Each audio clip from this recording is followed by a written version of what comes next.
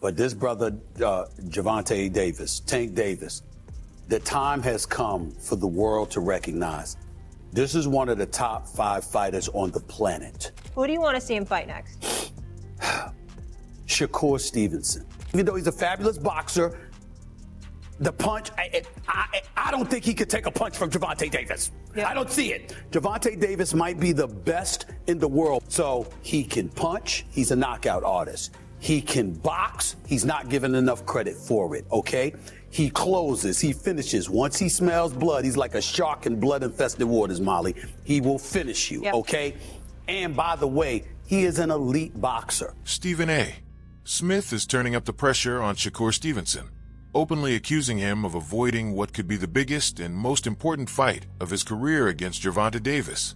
Smith has made it clear that he isn't convinced by any of the explanations being offered for why this highly anticipated showdown still hasn't taken place, and he believes the excuses surrounding the matchup simply don't hold up. Against Gervonta Davis? I don't know. I mean, it would be very interesting, very compelling, but I wouldn't be worried about Gervonta Davis getting knocked out. I've said it before, I'll say it again.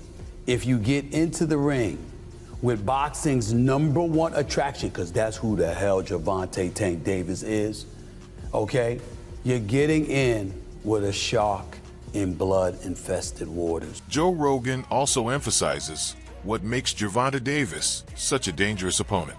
In his view, Davis is a highly calculated fighter who carefully reads the situation before fully committing to his offense. That patience, combined with Davis's ability to recognize and immediately capitalize on openings when they appear, creates a completely different challenge for Stevenson.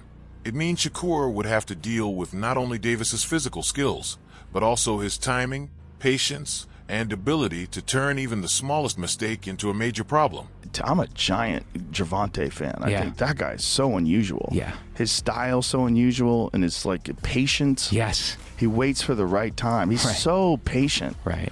Like when you watch the early rounds of his fights, he's like at a world champions that are competing today at the highest level, he probably has the lowest punch count in the early rounds. Yeah. Because he just wait, but he also knows he's got that nuclear option that if he could crack you, most likely he's going to take you out. He's got massive confidence. On the other side of the debate, Bradley comes to Stevenson's defense, pointing to his elite defensive ability and impressive control of the ring as major reasons why he's such a difficult opponent to chase down. Bradley believes Stevenson has the skill and discipline to disrupt an opponent's rhythm, frustrate their attacks, and effectively neutralize their offensive game plan. From Bradley's perspective, those qualities could help explain why certain fighters may be hesitant or reluctant to step into the ring with Stevenson, knowing how difficult it can be to consistently land clean shots or establish their preferred style against him. I feel the Shakur is avoided. He's avoided because he embarrasses fighters. He might not knock you out, but he gonna take everything away from you, and he gonna have you in the corner. He gonna have your trainer frustrated too in the corner. Like, man, just throw punches, hit him anywhere. It don't matter. Just throw. Just hit him anywhere. He gonna frustrate the hell out of you. Yeah, that's what he gonna do.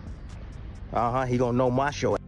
That debate also opens the door to a much bigger question, with Paulie Malignaggi explaining how possessing elite-level ability can sometimes make it even more difficult for a fighter to secure the biggest opportunities. He argues that the structure of professional boxing can sometimes create situations where particularly dangerous or complicated opponents are avoided or bypassed in favor of more manageable matchups. From Malignaggi's perspective, that reality adds another important layer to the ongoing questions surrounding Stevenson and helps explain why some of the defining fights fans have been waiting for still remain absent from his resume. Only in boxing can you be so good that you can be avoided. No other sport does that. I mean, when you're that good, they got to go through you to be the best, or they can't be the best. In boxing, sometimes you can be so good that you can actually be avoided if you're not in the right situation, and everybody just plays ball without you, so to speak, you know? Roy Jones Jr. counters that argument by making a strong case for Gervonta Davis and highlighting the versatility that has played a major role in his success. Jones sees Davis as the type of fighter who can adjust his approach depending on what is happening in the ring, instead of relying on one specific weapon or strategy. In Jones' view, Davis's discipline, high-level ring IQ, patience, and ability to create openings for himself make him a far more complicated and unpredictable opponent than his reputation as a devastating finisher might suggest. That adaptability is what makes Davis such a difficult puzzle to solve. I'm gonna tell you why he's the best point to me.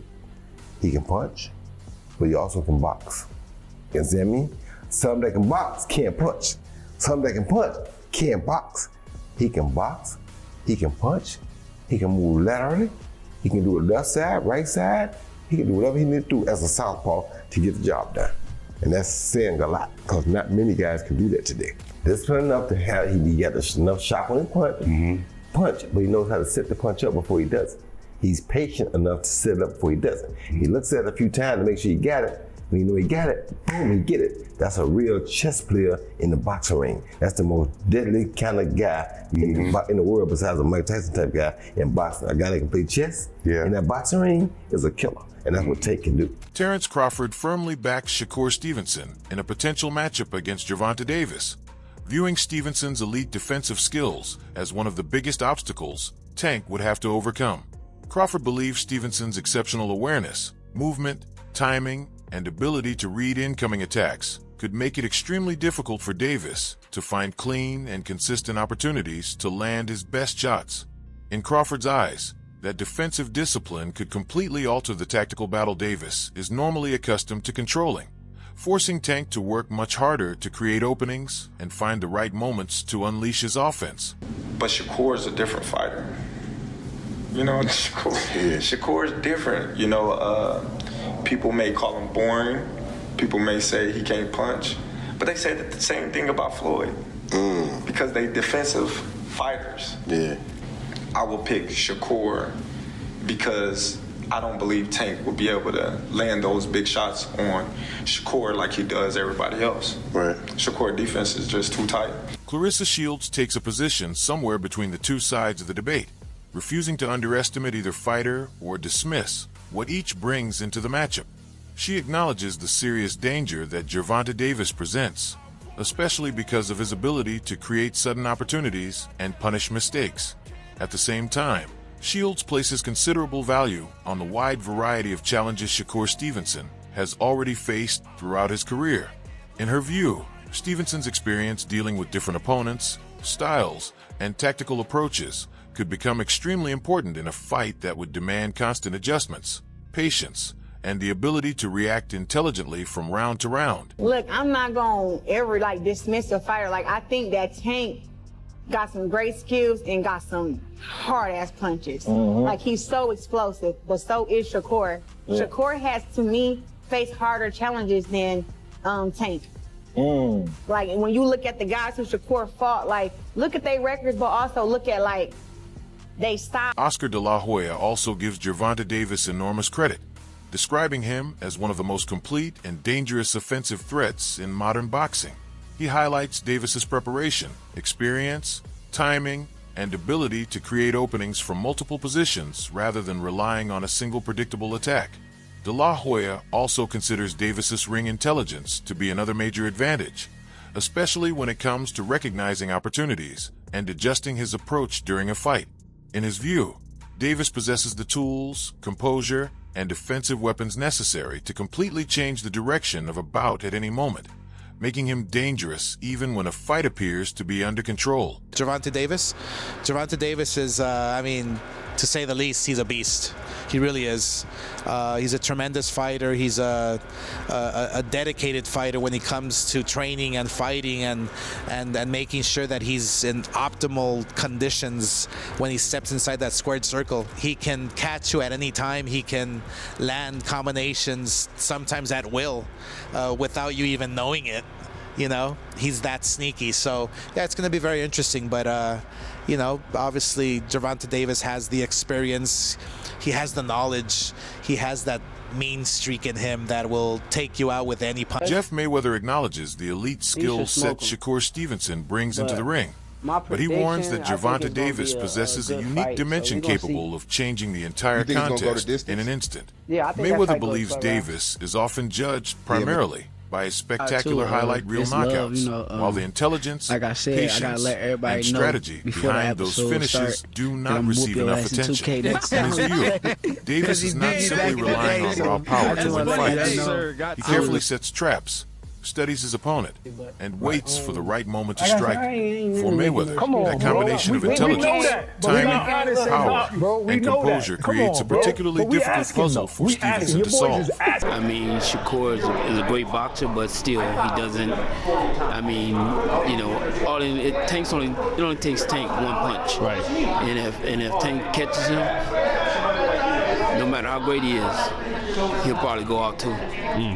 You know, so that's the one thing with Tank is a one-punch knockout artist, and basically, and I mean, his IQ is extremely high. People don't give him credit for it because of his knockout rate. Despite acknowledging those qualities, Shady McCoy takes a much stronger stance on the matchup, giving Shakur Stevenson a clear advantage over Gervonta Davis. While McCoy understands why the enormous star power surrounding both fighters makes this potential showdown so appealing, his interest goes far beyond the names and hype attached to the fight. He believes Stevenson's continued development, growing confidence, and overall evolution as a fighter could create serious problems for Davis if the two finally step into the ring together. For McCoy, Stevenson may have developed enough to present challenges that Tank has not faced before. No, but I'm saying, if we just talking about them two fighting, there's no way that when you talked about Shakur and Tank, that was like a must-see. Yeah, you're right. Come on, do we forget? No, I'm not. I will say this, though. I wanted that fight just because of the names, but the truth is, I don't think Tank has a shot against Shakur. Not even a shot. That's the thing. Once upon a time, especially since he always was like that when it came to Tank. And when Shakur now fought at 140, he looks like too big, too